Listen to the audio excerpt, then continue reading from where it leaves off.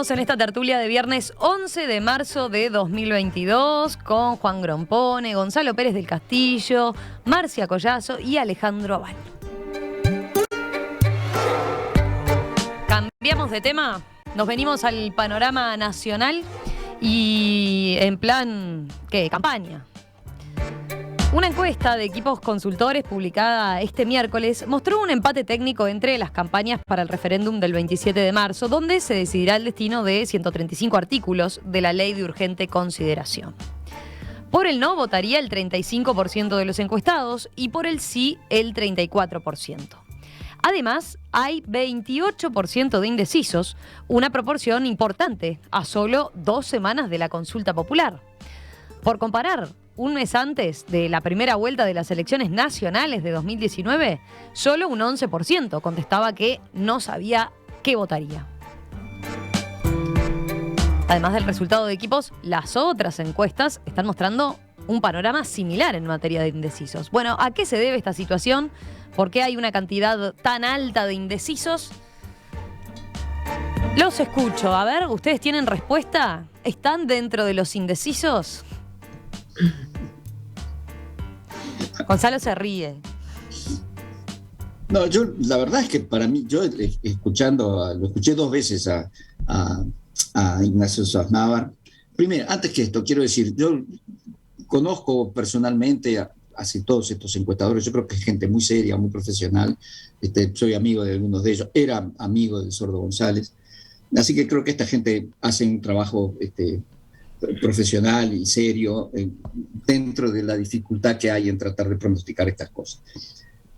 Eso quiero decir, primero. Segunda cosa que quiero decir es que a mí me parece que estos referéndums que se tornan en una especie de elección de medio término son terribles, son fatales. Y no me estoy refiriendo al de Uruguay, me estoy refiriendo al de todos los países que los tienen, y muchos lo tienen.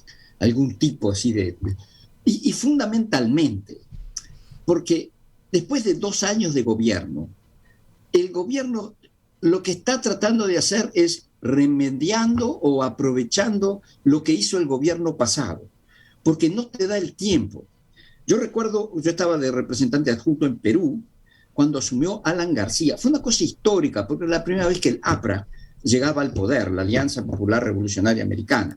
Y además Alan García era un muchacho muy joven, que se identificaba como cholo, en un país que tiene una estratificación social brutal, que quería cambiar todo, tenía un discurso fantástico. Y me acuerdo que hablamos en el Ministerio de Planificación, y él dijo, bueno, ¿cuánto tengo para cambiar las inversiones este año? Las inversiones para el primer año de su gobierno estaban comprometidas al 93%, y en el segundo año en el 80 y algo. ¿Por qué? Porque si no están absolutamente definidas en el papel el 1 de enero, toda esa inversión no la podés hacer, porque simplemente requiere de tiempo. Entonces, tú no estás juzgando realmente algo. Entonces, yo estoy totalmente en desacuerdo con que a los 2 años se vea qué es lo que hizo un gobierno, porque muchas veces, por suerte además, porque eso garantiza una cierta continuidad, si no se estarían desinvirtiendo. Así que estoy en desacuerdo. Y para terminar digo, para mí, lo que dice Ignacio Sosnávar es que él no gana por paliza. Con las mismas cifras que él te dio a ti, Romina. Pero con esas cifras, él no gana por paliza. Pero yendo a los indecisos, para vos, esto que planteabas tiene algo que ver, incide en el desconcierto que tiene. 2 premisas. Primero, que me parece que esto es un absurdo. Hacer esto nos hace perder un montón de tiempo a todo el mundo, a los políticos, a todo el mundo, al cohete, porque no está juzgando ni siquiera la actuación de este gobierno, mucho menos habiendo habido una pandemia. Pero no tiene nada que ver, eran 2 premisas nomás. Así como también de que yo creo que esta gente es muy profesional. Pero bueno, los resultados que da acá con 28% de indecisos, parecería ser que hoy día es un empate. No es un empate. Si vos ves lo que él dice y quiénes son los indecisos, de gente del interior, gente de educación baja o media baja, gente que no le interesa la política, es muy difícil que voten por el sí. ¿Quién quiere seguir? ¿Alguno ha interpretado los indecisos? Juan los interpretó. A ver, Juan, te escuchamos. No, yo voy a tomar un punto de vista un poquito más general. A ver. Y en mi opinión voy a decir algo que también otros tertulianos lo han manifestado en otras tertulias. El hecho concreto es que la LUC es una ley que no tiene mayor importancia, no cambia nada esencial en el país, dejémonos de embromar. Es decir, los cambios son cambios cosméticos, cambios absolutamente mínimos, es decir, que no hay ninguna cosa esencial. Y el referéndum entonces es un mero juego político, y de la política más barata posible. La sociedad capitalista se divide en general, o se tiende a dividir en general en clases, y los partidos políticos las reflejan. Entonces la alternancia entre izquierda y derecha es necesaria para establecer la estabilidad económica, lo he dicho montones de veces. Y lo que hay en ese momento es una pelea de perros y gatos, con todas las herramientas y mentiras disponibles, y es una muestra de una pésima calidad política. Y la gente lo ve, creo que la gente lo ve, y eso es lo que hace que haya una cantidad de indecisos. Es decir, que no puedo decidir entre esta estupidez y esta otra. Entonces, lo principal creo que pasa es eso, ¿no? Es decir, esa es la situación. Ahora, lo más importante de todo es que al otro día de la votación, el Uruguay continuará exactamente con la misma política económica colonial y sin planes de desarrollo creíbles para un país. Es decir, que esto es un mero juego político y lo único que se va a poder ostentar es yo gané. Es decir, uno de los dos bandos va a decir yo gané y nada más. Alejandro, Marcia. Bueno, yo creo que en realidad acá deberíamos, me parece, reflexionar desde otro lugar de la responsabilidad ciudadana. Acá, esto es un tema de responsabilidad ciudadana en última instancia. Y para mí acá lo que se demuestra es que hay un problema funcional de la democracia en Uruguay, que deberíamos prestarle muchísima más atención, sea cual sea el resultado. Pero me parece que la sola señal de que se haya planteado referéndum, debería llamarnos, como digo, a la responsabilidad. Estamos hablando de, todos sabemos, ¿no? 800.000 firmas en un país de 3 millones de habitantes. Si esto es una democracia, entonces 800.000 firmas son un elemento respetable. Si no es una democracia, bueno, pues no nos importará demasiado que haya 800.000 firmas. Ese solo hecho debería ser una señal de trabajo de cara al futuro, sea cual sea el resultado. A mí, en lo personal, me parece que en el juego de las democracias el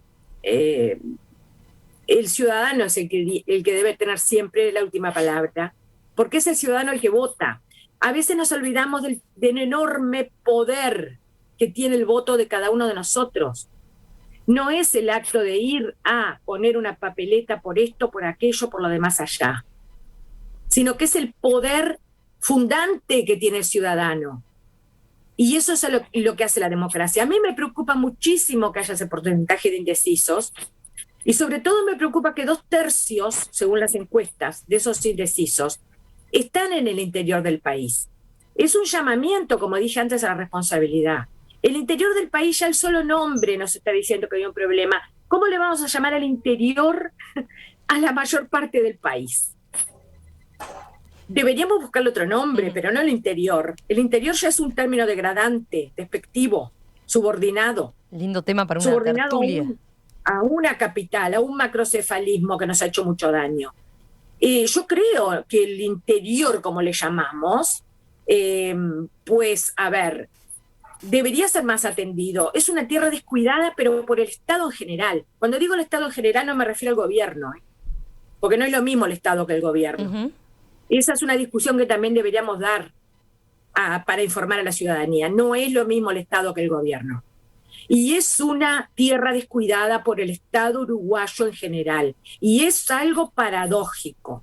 Es una tierra descuidada en términos de políticas globales, históricas, culturales, vinculantes, integradoras, respetuosas y reparadoras de la condición humana, de eso que llamamos el interior del país. Yo no sé cuál va a ser el resultado del referéndum. Lo que sé es que todo esto se va a mantener en nuestra realidad al otro día. Y a eso es a lo que deberíamos prestar más atención. Y por último quiero decir que el juego que se está dando de cara al referéndum realmente es un juego, sobre todo de ciertos sectores, demasiado violento y demasiado denigrante. Parece que hay, y desde el Parlamento sabemos bien, que hay figuras que solo se dedican a agraviar y a insultar. Son metralletas de agravios y de insultos. Y eso es una irresponsabilidad muy grande, porque las personas que hacen eso saben muy bien que eso no es ético, que eso no es moral. Entonces, de nuevo, más allá del resultado que pueda tener de cara a esta masa de indecisos, yo digo que esto es una señal de enfermedad de la democracia. A ver, ¿coinciden o no, Alejandro? ¿Vos lo ves así? Interesante lo que planteó Marcia. O sea, No, esas casi 700.000 firmas que llevaron a que tengamos que pronunciarnos dentro de unos días son un dato importante, sin ninguna duda. Pero también hay que tener presente que hay muchísimas más que no firmar, ¿no? Pero es muy difícil de resolver en base a la cantidad de las firmas que hubieron o no hubieron, si el asunto es realmente importante. Que yo creo, como Juan, que en la LUC, y en particular en los artículos que están cuestionados, no hay nada realmente importante, realmente transformador del país. Sí, son cosas que se podrá estar de acuerdo o en desacuerdo, pero no son verdaderas transformaciones importantes del país. Y sin embargo nos estamos dedicando a discutir sobre eso, dedicando el tiempo de la gente, de los legisladores, de los gobernantes, de la oposición y de todo el mundo, de los periodistas, a discutir sobre algo que no es demasiado importante. Bueno, sea lo que fuere, la verdad que también coincido con Gonzalo. En primer lugar, la encuesta a la cual estamos haciendo referencia no coincide exactamente con otras encuestas que han habido, donde las diferencias aparentemente son mayores que las que marca la encuesta de Sosnava, o la que explicó él. No es exactamente igual, las diferencias son mayores, pero incluso en esa, si es correcto el universo de indecisos que nos marca Sosnava, bueno, uno tiende a creer que realmente eso va a terminar, sobre todo porque gente del interior, la mayoría, la gran mayoría, va a terminar siendo una apuesta a favor del no. Para bien o para mal va a ser así. Pero sea lo que sea, a mí lo que me importa, aunque no era el fondo lo que íbamos a hablar, lo que me importa es lo que dijo Juan. Yo creo que tiene razón, no hay nada que sea demasiado importante en esta ley. Y estamos dedicando el tiempo como si fuera una cuestión fundamental para el futuro del país. De verdad, podremos discutir para dónde deberíamos ir realmente con transformaciones profundas del país. Capaz que estoy de acuerdo con Juan o no, pero podríamos discutir eso. Pero no es lo que está en juego en la ley. Y por lo menos no es lo que está en juego en los artículos de la ley que se están discutiendo. Esa es mi opinión. Entiendo. Y pero con para respecto vos, al tema, eso Romina, con respecto al tema de los indecisos, lo que yo creo es que probablemente tenga razón Gonzalo. Y aún en la encuesta de Sosnava, lo que se está indicando es, digo de Sosnava porque fue el que la explicó, ¿no? El que dio los resultados. Aún en esa encuesta yo creo que los resultados van a inclinar el resultado final de esta, llamémosle, elección a lo que apuesta Gonzalo. Hoy los colegas del Observador complementan, van, por ejemplo, por un lado, más allá de lo que nosotros hablamos ayer, ¿no? Con Ignacio Sosnávar, a propósito de lo que la encuesta de equipos mostraba en cuanto a los indecisos y qué nos podía decir él de esos indecisos. Consultaron a varios y a distintos expertos en opinión pública de las distintas consultoras y señalan que mencionan varios factores en los que está incidiendo este gran número de indecisos, pero sobre todo coinciden en algunos aspectos fundamentales. Uno, la complejidad de la LUC. Sí, debe ser de los referéndums más complejos que hemos tenido, ¿no? Donde están 135 artículos en juego y de los más diversos temas. Y después también marcan la reducción, la complejidad de la LUC con una reducción a una decisión binaria. El hecho también de que no se elija un candidato o un programa político también puede estar pesando, y la coyuntura en la que se desarrolla el referéndum. No olvidemos que venimos de 2 años de pandemia, pero además de meses de verano, ¿no? Donde la gente está en otra, más vale, ¿no? Más bien. ¿Algo para acotar? Sí, dale, Alejandro. ¿Con qué me estaba en realidad, sí, dale. Lo que decías ahí de que al final estás haciendo una apuesta binaria de sí o no para 135, bueno, no son 135, pero por lo menos una decena de temas diferentes, no deja de ser una cuestión importante, pero mirá que eso no creo que sea lo que pese para los indecisos. Eso podrá pesar para la gente que realmente conoce qué es lo que está en juego en esos artículos que están en discusión. Y bueno, uno podrá pensar, bueno, estoy de acuerdo de los 135, estoy de acuerdo con 100 y 35 en contra, o al revés. Eso, ¿cómo se hace? Un balance. Ahí está. Todo eso, pero para eso hay que conocerlo. Pero no los ponderás, hay que ponderarlos también, ¿o no? Es bravo. Romina, creo que los indecisos, a los cuales se refiere esa encuesta, sí. Creo, no soy un experto, pero me parece razonable pensarlo así, creo que esos indecisos es gente que no sabe ni siquiera, más allá de una generalidad enorme, a qué se refieren esos 135 artículos. Así que no es ni siquiera una cuestión. La cuestión binaria probablemente se plantea en cuanto a si se apoya o no al gobierno, que es mucho más creíble que la discusión sobre si este artículo sí, este artículo no. Para mí sí es binario, pero más bien en ese sentido, ¿no? A ver, si me permiten, yo creo que acá estamos teniendo en cuenta diferentes dimensiones del problema. Deberíamos separarlas. Una de las dimensiones del problema es si realmente nos parece que esos artículos son lesivos o no son lesivos, en el tratamiento de una serie de cuestiones que van a tener, en definitiva, van a tener en cuenta, se van a relacionar con nuestra condición humana y con nuestros derechos y garantías. Ese es un plano.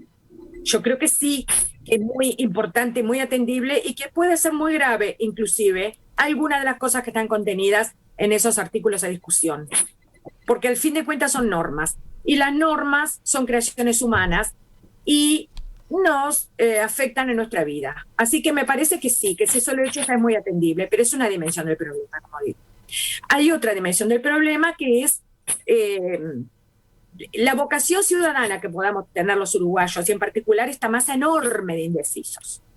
Es lo que decía antes, si no nos acostumbramos a tener en cuenta nuestra cuota parte de participación política y la incidencia que tiene esa, porque a veces lo vemos como ínfimo. Uh-huh. ¿Qué me puede importar a mí si es un voto? Soy yo, es un voto.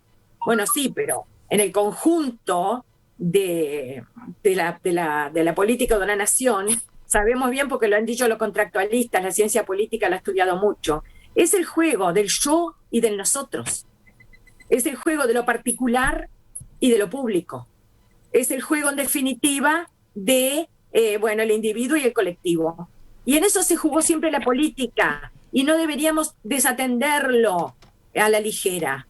Entonces me parece que el hecho de que haya muchas de estas personas que pertenecen a los sectores, digamos, económicamente más vulnerables, más pobres, y seguramente más desinformados y más indiferentes a veces, eso es lo que me parece más doloroso de todo, ¿no?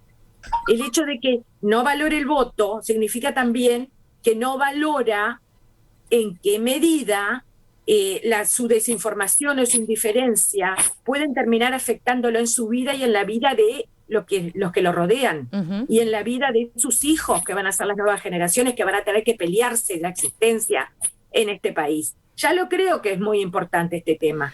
Mira, Marcia, repasando esos números, ¿no? Por lo menos los de equipos, que son los que tengo acá, dentro de esos indecisos, cuando se les pregunta por interés en la política, 46% dice que no le importa nada, 40% que le interesa poco, 10% apenas que le interesa bastante y un 4% apenas que le interesa mucho la política. A ver. Muy revelador. Yo realmente, yo no sé si estoy de acuerdo con lo que estoy oyendo. En primer lugar, yo creo que referéndums importantes, así realmente que cambiaron el derrotero del país, fue el sí y el no en la dictadura. Ese fue. Los otros referéndums no son así de la magnitud, como dice Juan, de que nos van a sacar de ser un país, una economía colonial, y pasar a ser otra cosa. Bueno, un referéndum que incluso algunos se votaron y después se cambiaron Sí, yo creo que este referéndum, por su importancia, es más o menos igual de importante que varios otros que hubieron antes. Ahora, yo estoy de acuerdo con Marcia también en una cosa, que es fundamental que el ciudadano vote, pero ese voto, Marcia, es para darle la confianza a un gobierno que te presenta un programa de trabajo, y eso es fundamental, porque en los casos de Putin o de Fidel Castro o de Stroessner o de Pinochet, vos no tenés la posibilidad de cambiarlos y se quedan 20 años en el gobierno y terminan haciendo los disparates que hacen. Entonces yo creo que el voto es fundamental. Ahora, gobernar toma tiempo. Y vos no podés estar todo el tiempo votando y desvotando y dando confianza, sino porque vos necesitas organizarte y desarrollar el programa de trabajo que vos prometiste a tu electorado. A mí me parece que en esto de la LUC se puede decir cualquier cosa, menos de que esto fue una sorpresa. Porque yo sé, porque el Partido Nacional hizo un primer borrador, eso se discutió con todos los partidos de la coalición, eso el año anterior, se discutió artículo por artículo, se sugirieron un montón de cosas, eso fue público, y ese fue el programa de gobierno. Y a mí me parece que ese tipo, cuando un gobierno toma el poder y la población justamente a través de su voto le dice yo quiero esto, hay que darle el tiempo para que lo pueda desarrollar. Y como dije antes, 2 años no es un tiempo suficiente. Mira, Gonzalo, pero sobre eso que decís... Preguntale al pobre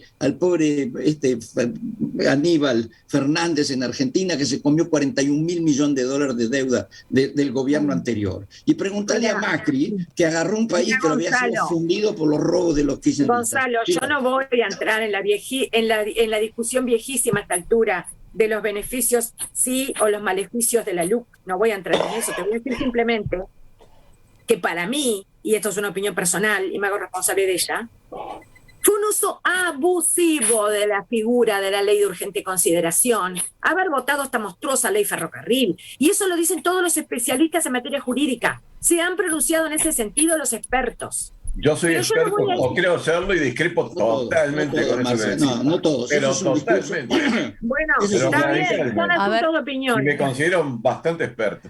A ver, Juan. Y hay otros también. Dale, Juan. Sí. Yo quiero contar algo que me pasó a mí. La primero que me pasó con la LUC es una gran desilusión, porque habían prometido cambiar el país y en realidad los pocos artículos que cambiaban cosas fueron retirados de la LUC. Es decir, de modo que me pareció una gran desilusión. Como que la LUC era una cosa cuando entró al Parlamento y se fue desinflando, es decir, que hasta quedar en algo que no tiene mucha importancia. Y yo creo que la explicación de lo que está pasando de la distribución, eso de que, digamos, hay 3/3 de la población, unos a favor, otros en contra y otros indecisos. Bueno, los que están a favor de la disciplina, la gente del Frente Amplio está a favor del sí, por disciplina partidaria, porque unos cuantos de esos artículos fueron votados por el Frente Amplio, de modo que está votando a contrapelo, y lo hace por disciplina partidaria. Y yo pienso que algunos de la coalición también lo hacen por disciplina partidaria, es decir, que lo que tenemos la división es disciplina partidaria del FA, disciplina partidaria de coalición, y no me importa, ¿no?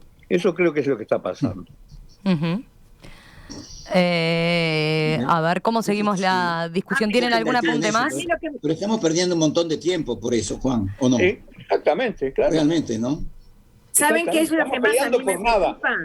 ¿Saben qué es lo que más a mí me preocupa en este momento? Esa enorme cantidad de indecisos. Preferiría inclusive que esa enorme cantidad de indecisos se volcara por una de las dos. Bueno, es que por eso yo vuelvo a la frase tuya, Marcia, de lo de que dijiste, ¿no? Que lo veías esa cantidad de indecisos como un riesgo para la democracia, ¿no? Pero exactamente, porque señal de alarma. ¿Cuál es el corazón de la democracia? La efectiva participación de los ciudadanos en los asuntos de interés general y su control sobre el poder. Y es lo que no estamos viendo ni de un lado ni del otro. Yo quisiera verlo, por lo menos, sea de lo que sea, quisiera verlo. Me preocupa mucho esa cantidad de indecisos. Ahí estás haciendo referencia más que nada a aquellos que no les importa, ¿no? Porque también hay oyentes que dicen, acotan y dicen, che, yo estoy dentro de los indecisos, ¿no? Pero soy de los indecisos complicados, esos de que se han metido mucho a leer los artículos y no terminan de inclinarse, digamos, ¿no? Ellos bueno, no son ojalá, ojalá que todos los indecisos fueran de ese tipo, pero lamentablemente no es así. Entonces, hasta que no tomemos conciencia de nuestra efectiva participación como ciudadanos en los asuntos de interés general, no vamos a poder tener un compromiso verdadero con la democracia. ¿Nada más? Arte Hoy en Perspectiva. En el estudio de radio, cada semana, un autor y su obra. En Los Corredores, una muestra mutante de creadores consagrados y también emergentes. Arte Hoy en Perspectiva presenta Banco República para su tarjeta Brow Recompensa. Apoya Victoria Plaza Office Tower. Valentina Macedo. Ella es la protagonista de esta semana en el ciclo Arte UI en Perspectiva. Con varias de sus obras, tenemos 3 acá entre el estudio y los corredores del Victoria Plaza Office Tower. Una, la que ustedes quizás han visto más y siguen nuestra emisión en video, es este cuadro titulado Cherry Pop, 100% 20, con técnica mixta, que fuera, lo dijimos desde el principio, pintada en vivo. Porque esa es una de las singularidades de este artista, ¿no? La forma como trabaja. De eso justamente le preguntó ayer Daniela Blut en La Conversación, cuando la recibió acá a las 12:30 en Radio Mundo. Valentina eligió quizás el camino menos convencional de las artes visuales. Ella se define como live painting performer. También en tu Instagram, por ejemplo, advertís que antes de licenciada en arte sos artista. Exacto. Y bueno, mezclas un montón de técnicas, un montón de materiales y además, eso que decías, en vivo, frente al público, a veces con soportes de nylon transparente, donde el entorno también se mezcla con tu arte. ¿Cómo llegaste a esa forma de hacer arte que no es la más convencional? En realidad creo que desde chica hay como una especie de inquietud a la hora de vincular la pintura con la música y el movimiento. Es decir, no bailo muy bien, pero sí esa necesidad del action paint, de la pintura de acción, de poder ser libre sin la línea. Nunca me gustaron los libros de colorear, siempre me parecieron espantosos y en los concursos siempre salía tercera o segunda porque el primer premio era para quien pintaba adentro de la línea. Prolijito y todo perfecto. Nunca me voy a olvidar de eso, pero bueno, fui fiel a mi camino y bueno, acá estamos. Un poco el bastidor transparente que yo le llamo Ventana al Alma, que lo fabriqué yo, es una idea mía. Ventana al Alma vendría a ser como el formato. Claro, o sea, es el bastidor, para quien no sabe, el bastidor es donde el artista pinta, pero lo hice en transparente justamente para ver al espectador y tener una conexión más directa con la persona que esté ahí disfrutando del show y me permite a mí ver a través de esa ventana, o sea, a ellos y ellos ver mis pinceladas, porque se ve clarita la materia. El trazo y el trazo, todo. Y la pintura. Eso es también rompe bastantes, capaz que preconceptos, ¿no? Del artista pintando solo en su estudio, tratando de estar aislado del resto del mundo para inspirarse, para concentrarse. Y en tu caso es todo lo contrario, ¿no? Y bueno, el artista plástico tiene un poco de eso, de la soledad, siempre te acompañas como una característica de uno, y entonces salir al mundo y pintar para quienes estén, no importa si es a la calle o en un espectáculo, está bueno porque vos trasladás el arte, lo expandís, Yo trabajo mucho en la noche y es como que siento que para exponer no necesariamente tenés que ir a un museo. De hecho, jamás expuse en un museo, siempre en los bares que me han dado tanto. Y a los pubs. De la entrevista de ayer, les adelanto otro pasaje que me llamó la atención. En un momento, Daniela le pregunta por las consideraciones que hicieron 2 de las integrantes de la tertulia esta semana, cuando yo les pregunté a partir del cuadro que teníamos en el estudio. Préstenle hoy oreja a ese momento del reportaje, porque resulta que el origen del cuadro no tiene nada que ver con lo que leyeron estas 2 integrantes de la mesa. Pero le pareció fenomenal a ella que también existiera esa lectura. Ese fue un momento muy jugoso que además habla mucho de lo que es el trabajo artístico y de lo que es el vínculo entre el autor y su público.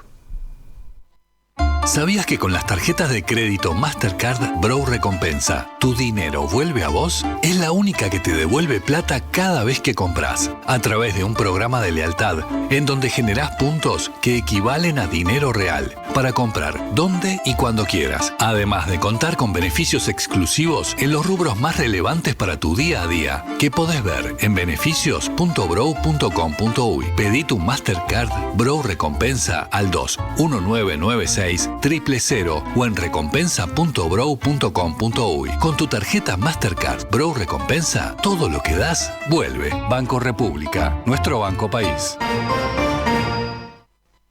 Esta semana se inició la temporada 2022 del ciclo Arte UI en Perspectiva y por lo tanto también se pusieron en marcha las entrevistas en el espacio de la conversación con los autores de cada una de estas semanas. Hablando de temporadas, bueno, también se inicia esta semana la temporada 2022 de La Sobremesa, la tertulia gastronómica a las 2 de la tarde, que hoy tiene como conductor invitado a Raúl Coe. Después les cuento, después les repaso por dónde van a ir.